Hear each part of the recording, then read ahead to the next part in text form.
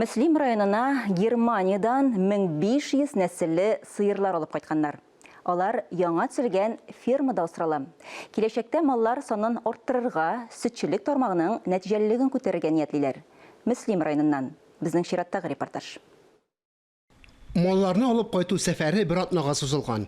Әлбәттә инде сыерларга яңа урынга, яңа шартларга ияләшү дә җиңел түгел.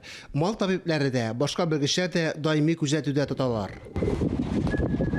Сыерлар Германия, Польша, Россия төбәкләре буйлап шактый юл үткән. Юлда тукталышлар да күп булган. Ә машина йөртүче, көтүче вазифасында башкарган. Сәфәр барышында малларның хәлен гел тикшереп торганнар. По первому разу, когда их загружаешь, они всегда возмущаются.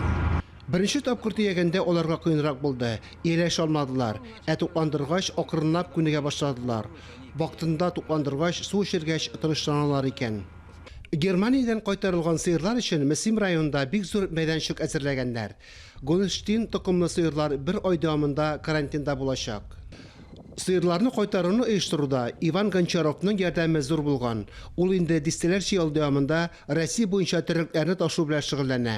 Быел Иван Россия лидерлары конкурсының суперфиналисты да булган. Сначала организуем отбор скота в Германии, да? Без башта Германиядә төрекләрне сайлап алуны оештырабыз. Анда карантин ясала, кирәкле процедуралар ясала. Шуннан соң Россиягә алып кайтабыз. Сыерлар яңа климатка ияләшкән арада фермерлар яңа ябык мәйданчык әзерлиләр. Сыерларның мондый токымы мул сөт бирә. Шулай итеп, Мөслим төрешчеләре тагын беренче айдан сөтчелек тармагындагы күрсәткечләрен яхшыртырга ниятлиләр. Фарис Мөхәммәтов, Айнур Вәли Әхмәтов, Илдар Галәүдинов, Динар Зинатуллин, Татарстан яңалыклары, Мөслим районы.